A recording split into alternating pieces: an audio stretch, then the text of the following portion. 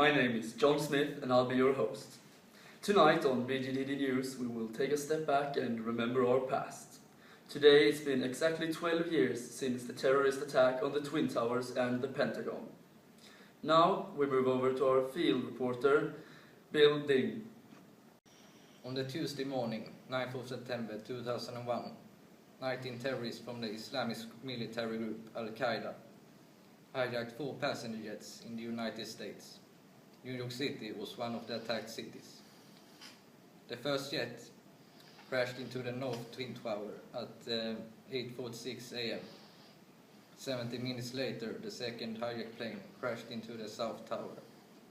Both of the 2 towers collapsed within 2 hours, and about 2,600 people that were above or near the crash zones in the towers lost their lives.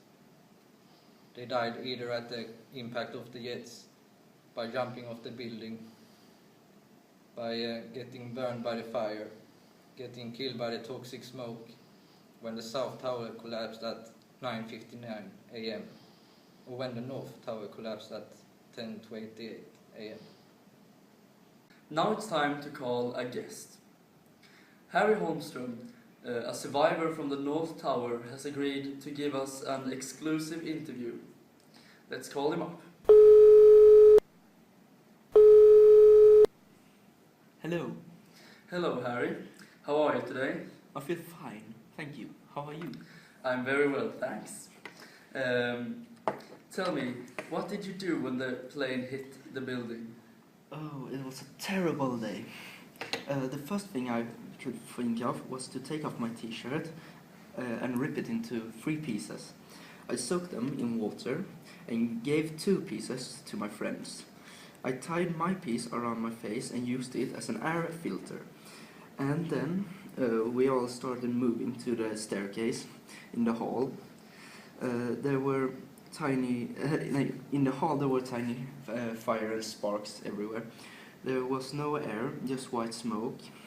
We proceeded to the 78th floor when we had to switch to a different stairwell. There were about 50 to 60 more people there. We were moving down very ordinarily in the staircase A. We slowly moved with no panic at all. At least no public panic.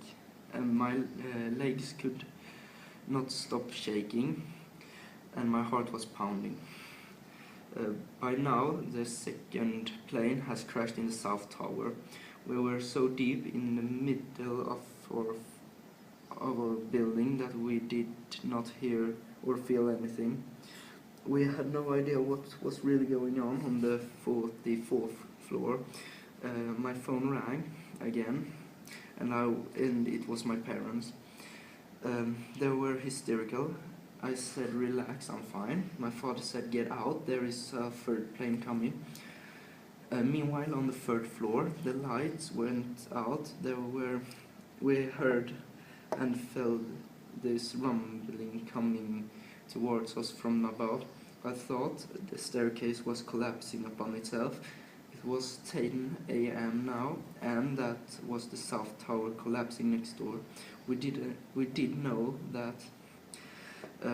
We entered the enormous room. It was light but filled with smoke. I commented to a friend that it must be under construction. We realized that we had where we were. It was the 2nd floor. A postal worker said that the South Tower has fallen down. I looked again and sure enough it was gone. My head was racing. We kept trying to call our families and managed to get out. We managed to get out and we survived. Later a girl on a bike offered us some water just as she took the cap off her bottle. We heard a rumble. We looked up and our building, the North Tower, collapsed. I did not know the time, but I was told it was 10:28 a.m. and we had been out less than 50 minutes.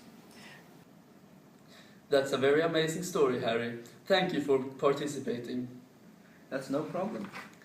Have a nice day. Bye. Alright, now we'll go back to building for some more information about 9/11.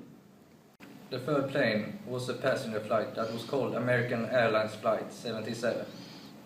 The flight started from Washington Dulles International Airport and would land in Los Angeles International Airport, but less than 35 minutes into the flight, the hijackers stormed into the cockpit and forced the passengers, crew and the pilots to the rear of the plane.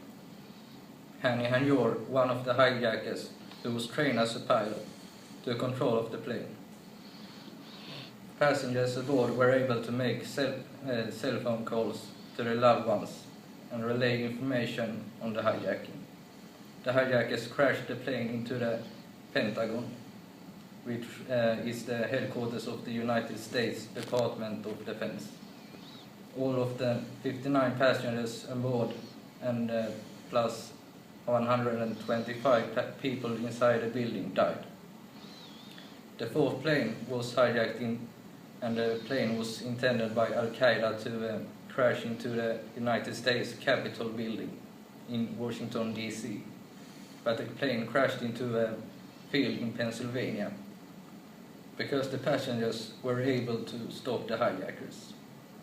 With all 4 attacks combined, almost 3,000 people died.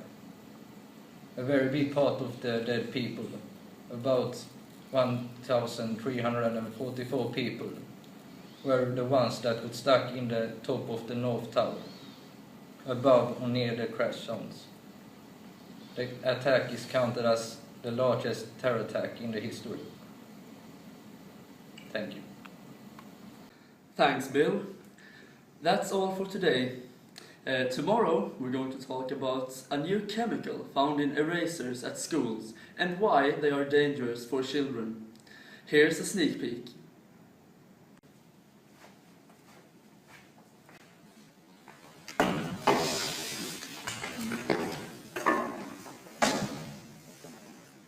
Are you okay? Oh, such pain!